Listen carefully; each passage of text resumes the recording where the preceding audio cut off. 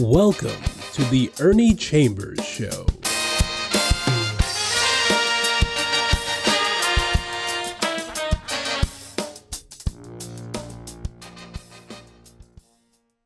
Brothers and sisters, friends, enemies, and neutrals, it's good to be here today.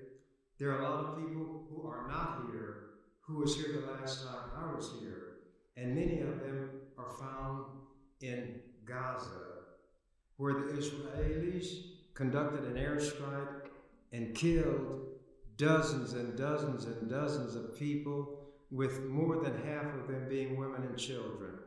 But I'm not going to go into that this evening because it would take all of the time and probably sap my energy. So I'm going to talk about the importance and significance of voting. This is the year of politics. Every year there's something political going on, but whenever there is a presidential race on the horizon, that is the crowning year event in politics. This is one of those years. So I want to touch on the significance of voting and related issues. As Black people, we know if we just watched television and couldn't read, but if we did read, including the newspaper, and watch the news, we saw during the 60s the horrible things done to Black people who were simply trying to vote. Water hoses that firefighters used to put fires out in big buildings were turned on our people, whether they were old men, old women, teenagers, and younger. Sometimes people would be sent rolling down the street. The jet of water was so strong. Tear gas was used. Dogs, police dogs, were set up on our children, trying to get the simple things that a person in a society that is supposed to be civilized would take for granted. You couldn't eat at a lunch counter. You certainly couldn't live in a neighborhood if there were white people there. You couldn't get a decent job, and Lord help you if you tried to vote. There were times that the registrar would tell people, you can't register because we have to give you a test. How many bubbles are there in a bar of soap? How many windows are on the northeast corner of the courthouse? Things like that. To help ignorant white people, and by that I meant simply those without knowledge, without education, who couldn't read. But the registrars and the powers that be wanted them to be able to vote. They had what they called a grandfather clause, and this is where that clause developed. If a relative of yours voted in an election, however many years ago that they say, that automatically entitled you to vote without even registering. That person who was white made it possible by registering for you to be registered. Those of us who would appear in person could not register, therefore could not vote. Sometimes if you registered, your registration was torn up, votes were thrown out, there was corruption everywhere. When your enemy chooses something that puts him in fear, he automatically signals to you that this has power. Voting is something that these racists, not just in the South, not just during the civil rights explosive era of the 60s, but always, they want to do everything they can, put every roadblock in our path so that we cannot register or cannot vote. They change polling places. That's where you actually go to vote without giving adequate notification. These kinds of things still go on today. It's not the land of the free. When Francis Scott Key wrote those words, the land of the free and the home of the brave, when it came time to apply to Black people, it was the land of the tree, the lynchings, and the home of the slave. And Francis Scott Key himself was a slaveholder, as was Thomas Jefferson, Patrick Henry, George Washington. In fact, George Washington, the first president of this country, had so many slaves that when the Civil War broke out, the racist slaveholders in the South, the secessionists, the rebels, took George Washington as their patron saint because he himself had so many slaves. These are the kind of things that those white people who talk about critical race theory, they don't even know what those initials stand for. They mean they don't want the truth about their history told. Whatever your enemy fears is what is able to do the most damage to him and be of greatest help to you. Well, in Omaha, there may be some problems, as there will be anywhere when you have a large-scale system that's being administered. But I have not had anybody contact me to say that in Douglas County they were aware of any inappropriate conduct by the election commissioner, those who worked in that office, or anybody associated with the system. The biggest problem we had was when the legislature, trying to put a roadblock in the path of as many black people and poor white people as they could, required what they call photo ID. I'm not going to go into all the details of that, but I'm just trying to point out and make as clear as I can that voting is a powerful, not just a tool. A tool is used to do meaningful work, things that help. It's a powerful tool and also a weapon. A weapon is used against your enemy, somebody who's trying to hurt you. So whether you look at voting as a tool for constructing a better life by putting people in office of your choice who will do the right thing to the extent that they can, or a weapon that might put as many roadblocks in the path of enemies who are trying to get those positions of power. By the way, I'm running for re-election to the legislature. Some people have raised an issue about my age. Currently, I'm 86 years old. My birthday, July 10th, will make me 87. That will put me 10 years beyond what the Bible says is the number of a man's years. The numbers of a man's years are 70. A score is 20 years. 3 times 20 is 60, plus 10 is 70. So I'm 10 years over that limit already. This birthday that I'll have in July will make me 87. Do I look it? Some of you said I look like I'm 103.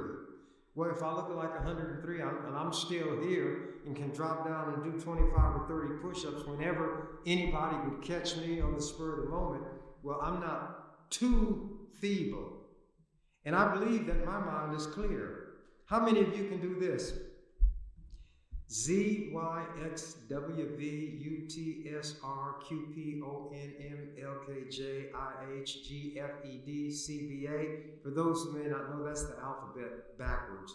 You know, if I could say the alphabet backwards, which comprises only 26 letters, I can certainly count from 100 to 1. And in the legislature, what more do I need than that? I can quote long poems. I can sing songs, not well. In fact, I'm called the burglar of music because I break into song. Does this seem to be a lighthearted approach? It may be, but when you're trying to communicate with people, that means you, to the extent possible, are trying to put into their mind what you have in your mind. We use speech, gestures, facial expressions, meaningful pauses, explanations to try, to the extent possible, to show the person or persons we're trying to communicate with what is actually in our mind. There are people, as I was saying before I so rudely interrupted myself, who risk not only having the fire hoses and the dogs set upon them, but being thrown in jail, to be beaten. Fannie Lou Hamer was beaten so badly that she had to go to the hospital. For what? And this was a woman trying to vote in the land of the tree and the home of the slave, trying to the extent that she could, through voting and legitimate means, to make it, in fact, the land of the free and the home of the brave. Tuesday,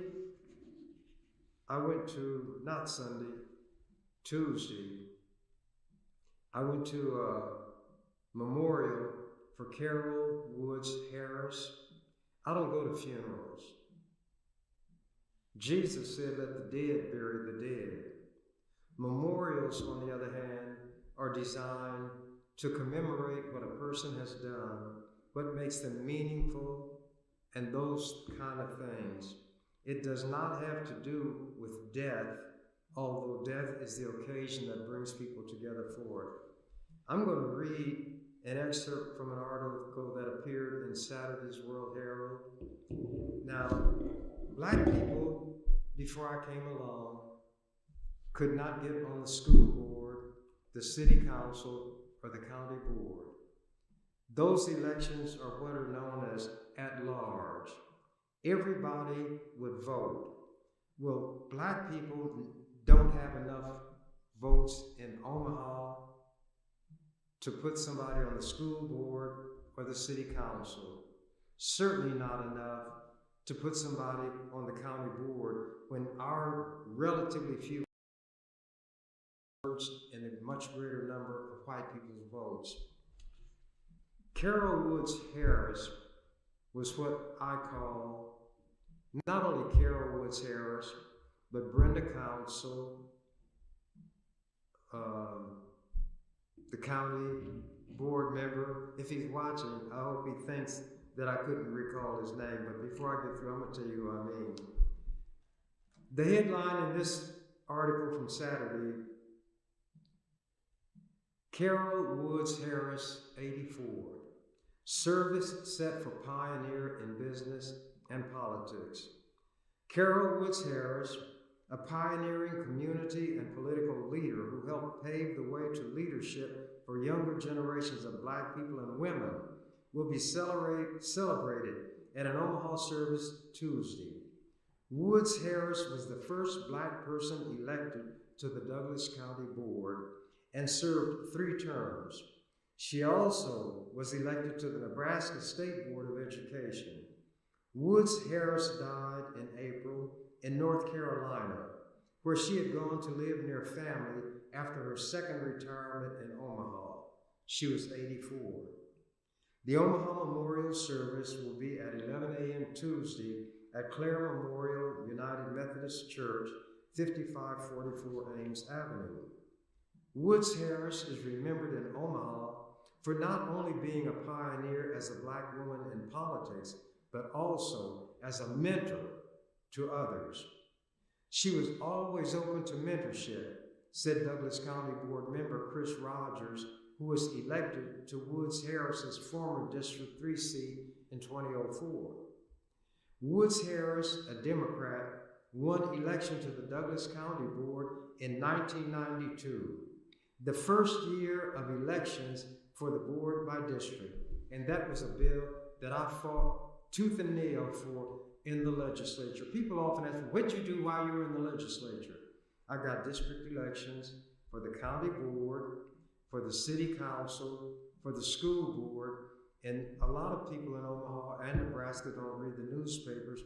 These things were written about in national publications because they knew that Nebraska is if you're being nice, an ultra-conservative, narrow-minded state, and there are very few black people. to have one black person in a legislature of 49, one against 48, and could get legislation such as this, district elections for the city governing board, the county governing board, and the county would be the Douglas County Board, and the school board. We had no way to consistently get anybody in those positions. That's just one of the areas where I operated. And it's why I consider all of the black people who landed in those positions to be my political godchildren. I am their political godfather, whether they like it or not. See, we don't get to choose our parents. Parents don't get to choose their children, but they get to choose whether they're going to keep them alive or drown them in a bucket of water. Anyway, Woods Harris, the Democrat, won election to the Douglas County Board in 1992, the first year of elections for the board by district. She won re-election twice. She represented District 3, which includes Northeast Omaha, for 12 years, including 2 stints as board chair and 2 stints as vice chair. She was active in other areas as well, including as a founding member of the Women's Fund of Omaha, a board member of the United Methodist Community Centers, vice president of the National Council of Negro Women, president of the Leadership Omaha Alumni Association for Legislative Advocates for the Urban League of Nebraska. Rogers once described her as a velvet hammer. That is one of the most dynamic descriptions I've ever heard in my life. Chris Rogers said this. I wouldn't get his credit while he's alive. He probably doesn't watch this, even if he knows how to get it on his gadget. Rogers once described her as a, quote, velvet hammer, unquote, for her ability to be effective without rancor. Quote, I never saw her get loud, unquote, he said this week. Quote, I never saw her expression exchanged like she was mad or frustrated or anything. But before you knew it, velvetly, it would be done. End of the quote. Woods Harris won election to the Nebraska State Board of Education in 2004. She retired from politics in 2008 and moved to Tega Cay, South Carolina. That shows what voting can do. A person of that ability was put in a position to make use of it. And the thing about black representatives, and it may not be the case in every instance, will look not just at the constituency that put them in office. What I tell people, I'm not going to go into that.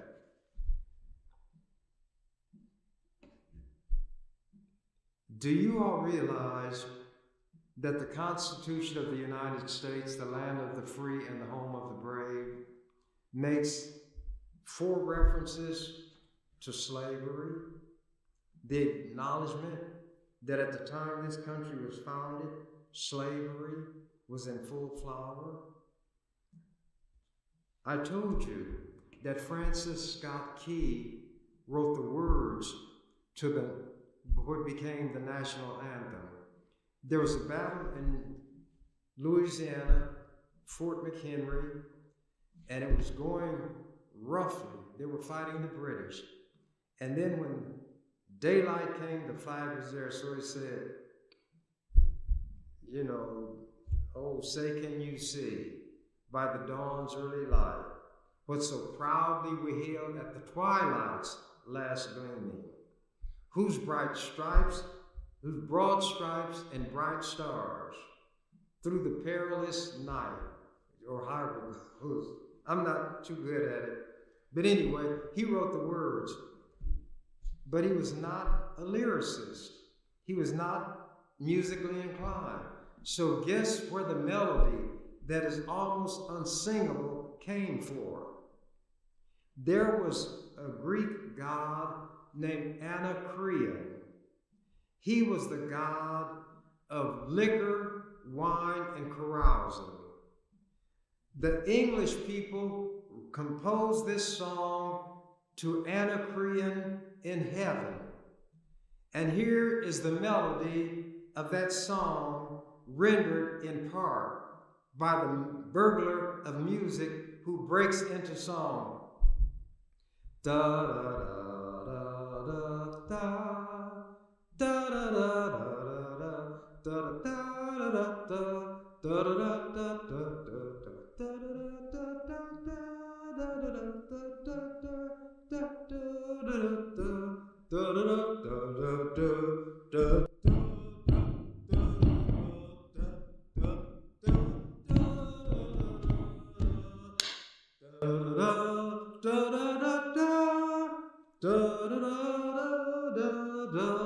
That melody came from the British drinking song to Anacreon in heaven. So a slaveholder wrote the lyrics, the melody from an English drinking song, and it gives you an idea of the peasant-like origins of the United States. And for those white people who know a little of the history, you can see why they don't want it taught in the public schools. They say that it makes little white children feel guilty. Well, if the truth makes them feel guilty, something is wrong with the way you put the truth. Because the Bible says, you shall know the truth, and the truth shall set you free. But they don't believe the Bible like everything else. They use it when it's convenient, but then they use it as a weapon. Let me get into these bits from the Constitution. First, I'm going to read the preamble. That is a brief statement that precedes the contents of a document, and it lays out a description of what the document is going to be about. A summary, in a way, if you will. We, the people of the United States, in order to form a more perfect union, establish justice, ensure domestic tranquility, provide for the common defense, promote the general welfare, and secure the blessings of liberty to ourselves and our posterity, that means descendants, do ordain and establish this Constitution for the United States of America. Now, here is something about grammar. In order to establish a more perfect, the word perfect means without flaw, no defect. Perfect is the word used to describe that which cannot be improved. But the American forefathers, as they call them, were not too hot on grammar, just like they were not too hot on morality. So they said to form a more perfect union. Something cannot be more perfect. Either it's perfect or it's imperfect. Once it's perfect, it's without flaw. Look it up in your dictionary. Anyway, white people say my problem is that I read and I understand words and I can string words together into complete sentences. But they're telling the truth. But I don't use language as a weapon to hurt people who should not be hurt. I use language to soothe the brokenhearted, and my constituency comprises the 3 L's: the least, the last, and the lost. I read the Bible 8 times from cover to cover when I was a student in high school. And although I think there's a lot of nonsense in it, I think there are contradictions in it. There is rape, murder, incest, lying, cheating, stealing, genocide. All of those things are in the Bible. So when these people who want to take certain literature off the shelves in the libraries, not just in schools, but public libraries, the first book that ought to go is the Bible. It's full of nonsense. And As the Gershwin brothers, one wrote it and the other put the music to it, it ain't necessarily so. It ain't necessarily so. The things that you're liable to read in the Bible, they ain't necessarily so. But anyway, I've said this before and I'm going to say it again. When there were 2 children on the earth and their parents, a total of 4 people, Adam and Eve, Cain and Abel. Cain killed his brother Abel. God's voice was walking in the garden. They lived in the Garden of Eden, not the Garden of Apartments, as far as I know. It's not written in the Bible that way. He said, "Where's your brother?" And I'm paraphrasing. Cain got a look of a snarl on his face, and he said, "Am I my brother's keeper?" God didn't answer. Cain didn't answer. But during those high school days, childlike mind, I gave an answer. In the Bible it said, of one blood, God made all nations of mankind. So that meant there's a common ancestry for all human beings. There's a guy named John Donne, an English poet, who talked about various things, and in one of his poems he said something to the effect, "No man is an island entire unto itself. Each is a part of the main." He talked about how, and the main was England. The main meant the entire country. Each is a part of that. And if a clod fell off, a piece of it washed away, then the main was lessened, made less by the loss of that clod. And after dealing with that, he said, "Every man's death diminishes me because I am a part of humankind. Therefore, seek not to know for whom the bell tolls. It tolls for thee." In those days when somebody crowed, the bell would ring and there was another one that bit the dust. So, when I was sworn in as a member of the legislature, and even before then, I wouldn't swear. And when I use the term swear now, I'm not talking about foul language, obscene language, bad words. It's an oath. And in the court, or wherever you take an oath, in a legal setting, it doesn't mean that by you saying, "I swear to tell the truth and whole truth, nothing but the truth," in your mind you're saying, "I swear to tell the truth and the whole truth and everything but the truth." It simply establishes a point in time where you created a legal liability on yourself if what you say is not true. If you knowingly speak an untruth under oath, it's known as perjury. Perjury does not refer to a mere untruth.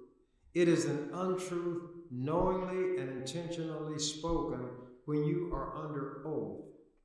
You had promised, knowing that there's a penalty if you lie. You promised to tell the truth.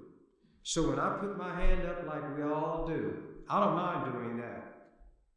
And the Constitution of the state gives the words that are given to somebody who's going to become a state officer, whether it's a member of the legislature, a member of the court, or a state office like the Attorney General, the Secretary of State, and right on down the line. The substance of the oath is that you'll do the job to the best of your ability. And then there are other words that you use as fillers. Well, because in the early days of this country, there were people whose religion, and they wouldn't swear based on what the Bible itself said. I'm paraphrasing now. "Swear not by God, for that is his throne. Swear not by Jerusalem, for that is his footstool. Swear not by thy head, for you cannot make one hair white or black. Swear not at all. Let your yea be yea, your nay be nay. Anything more or other than this comes of evil. So, when the country that you all call the United States of America came into being, they did administer oaths. But because there were certain religious people who took their religion seriously enough, maybe not enough to avoid committing adultery, fornication, and things like that, but they took it seriously enough to do the easy things like not swearing, they'd put in parentheses, or affirm. And that word affirm spared you from taking an oath, swearing. You took the oath, but you did not swear. Yours was an affirmation, but it carried the same legal consequences.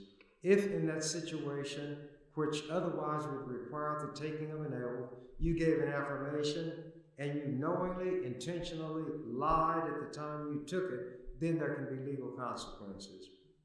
If you are a member of the legislature or one of these other offices and you lie, then you're not going to go to prison for simply telling that lie.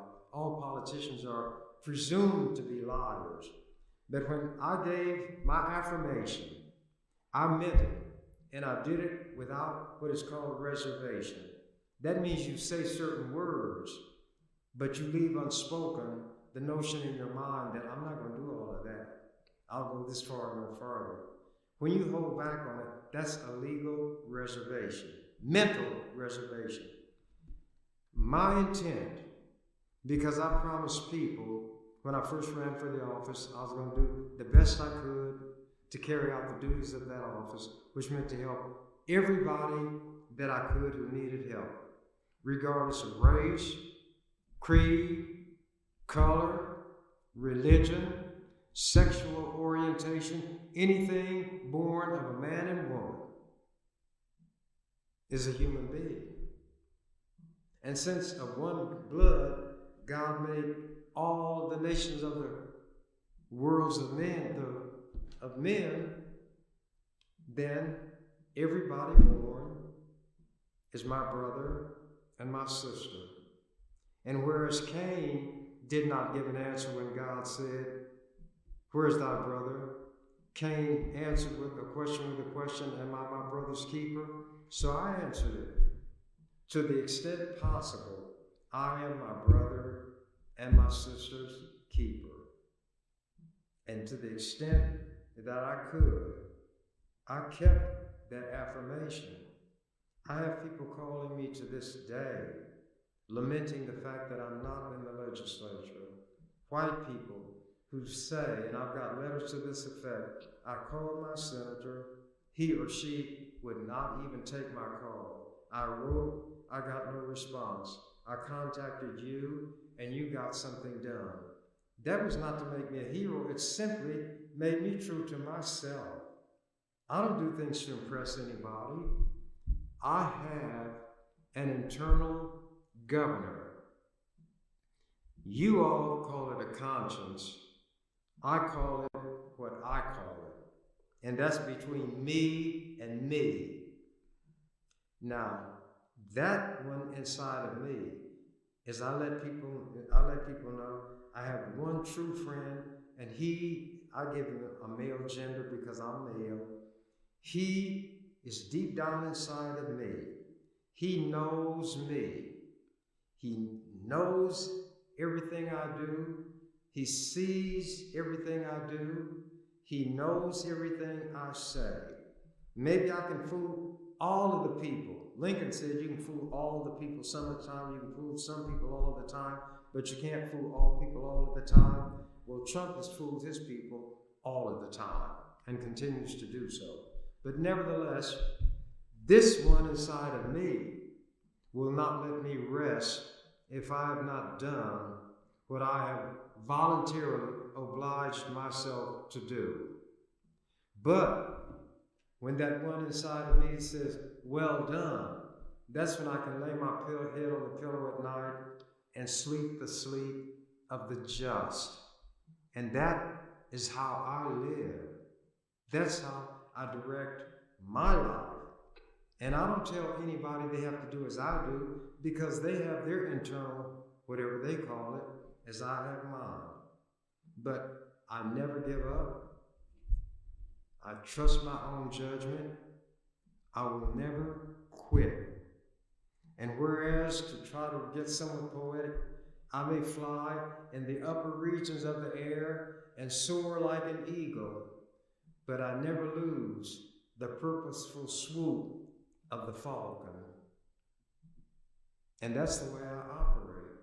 So it doesn't make any difference to me whether people approve of what I do, whether they disapprove, whether they like me, whether they dislike me. It doesn't hurt me. I have one that I must please, and I know right from wrong. I cannot do like some people and fool myself. At any rate, this Constitution that I started talking about makes 4 direct mentions and references to slavery. But you should start with the Declaration of Independence, because it was put together prior to the Constitution. This Declaration of Independence meant that these colonists were going to break away from England. They were going to commit treason against their king, King George. And it starts, we the people of the United States of America, in order to form a more perfect union, do establish and ordain this Constitution. That's where they end the Constitution. But the Declaration of Independence is different. And it talks about why these colonists are going to break away from the king. And I'm not going to go through all of that. But it starts by saying, we hold these truths. These are truths to be self-evident. That means when you say it, it defines itself.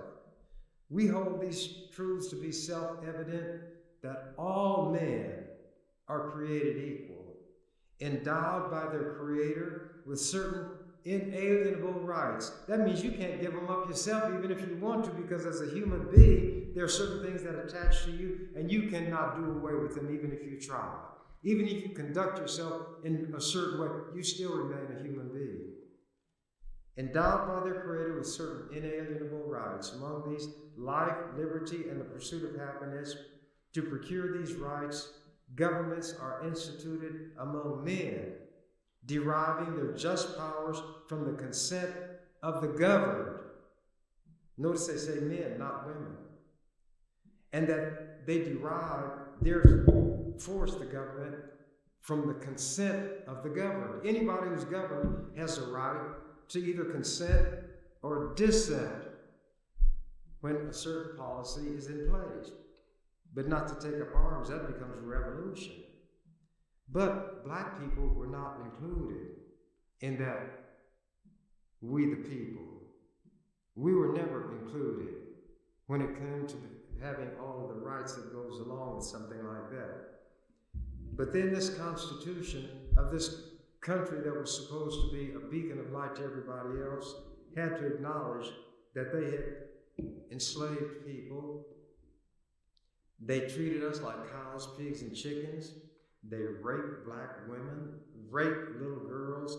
Thomas Jefferson, who did a lot of drafting of documents, had a 14-year-old girl named Sally Hemings that he traveled to France with and committed sexual acts and produced children on this child, Thomas Jefferson.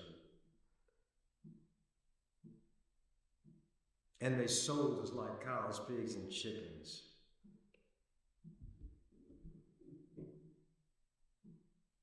I'm going to read the preamble, as I said. We, the people of the United States, in order to form a more perfect union, establish justice, ensure domestic tranquility, provide for the common defense, promote the general welfare, and secure the blessings of liberty to ourselves and our posterity, do our for the United States of America. And Thomas Jefferson, in one of those rare instances of telling the truth, discussing slavery, he said, I tremble for my country when I remember that God is just, but he didn't tremble enough to free his slaves. And then I add this, Thomas Jefferson had a few favorite black women. And when Mrs. Jefferson, no woman likes the man that's supposed to be her husband or her man to be messing around with other women. She said, Thomas, I want to talk to you. He said, what do you want to talk to me about, Mrs. Jefferson? She said, Thomas, you leave those black women alone. He said, Mrs. Jefferson, I'll leave you alone first. And he often left her alone to go down into the slave huts and commit sexual acts on those black women. That's the history that the people who are white today and know their history don't want taught in the schools. Because the history of this country is so ugly, so anti-human and righteousness that those in power don't want it to be taught. So what am I getting at? A number of things. But I want to show where the Constitution acknowledged the slavery. In Article 1, Section 2, representatives and direct taxes shall be apportioned among the several states which may be included within this union according to their respective numbers, mean population, which shall be determined by adding to the whole number of free persons, white people, 3/5 of all other persons. Those were the slaves. That's what they mean by the 3/5 of a man. 3/5 of the slaves would give the southern slaveholders additional power in the federal government, even though those 3/5 have no rights whatsoever, are not even treated as human beings. Article 1, Section 9, to protect the slave trade. The migration or importation of such persons as any of the states now existing shall think proper to admit shall not be prohibited by the Congress prior to the year 1808. They protected the slave trade while talking about creating a free society for 20 years. Congress could not amend the Constitution to prohibit slavery during that time. Article 4, Section 2. No person held to the service of labor in one state, meaning a slave, they won't put the word slave, held to service or labor in one state under the laws of that state, escaping into another, shall in consequence of any law or regulation therein be discharged from such service or labor. In other words, whatever is said by the law in that state, if the slave gets there, that law will not remove his status as a slave, but he shall be delivered up on claim of the party to whom such services or labor may be due. It means that a slave who had the ingenuity and wherewithal to escape to what they call a free slave would be caught and had to be returned to slavery in the land of the free and the home of the brave. Article 5, when the Constitution is discussed in terms of being amended. No amendment which may be made prior to the year 1808 shall in any manner affect the first and fourth clauses in the 9th section of this article, and those dealt with slavery. The slave trade was protected for 20 years, and if a slave escaped, that person had to be, if it was captured, had to be returned to slavery. Now my time is just about up.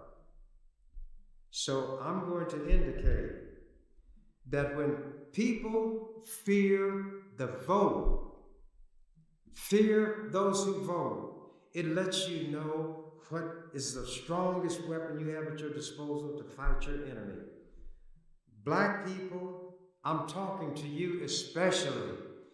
Register and vote. Vote for the person who you feel is going to do the job that is required, meaning give his or her best thought, study, and ability to make sure that all people, to the extent one person can do it, will enjoy the fruits of liberty, justice, and equality. This subject is so vast. College courses that run for years are offered. I had to do it in an hour, and I couldn't do it all. And maybe I didn't even do it well. But I'm not going to shortchange myself. I did what I could with what I had to work with in the time allotted. And if I get back in that legislature, there's going to be a change.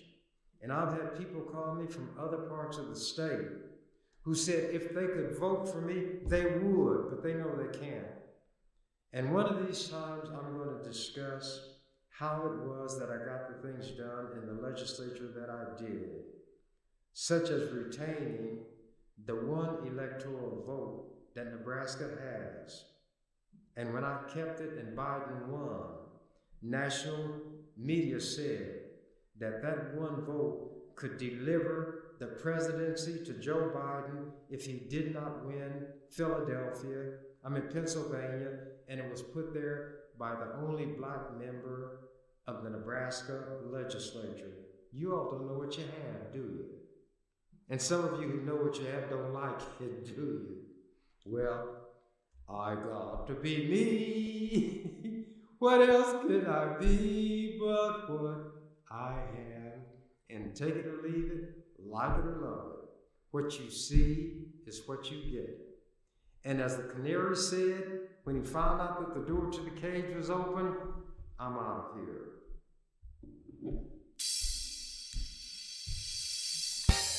You've been watching The Ernie Chambers Show. If you'd like to leave suggestions, email us at ewcfacts@gmail.com. That's ewcfacts@gmail.com. This is an EWC Communications production.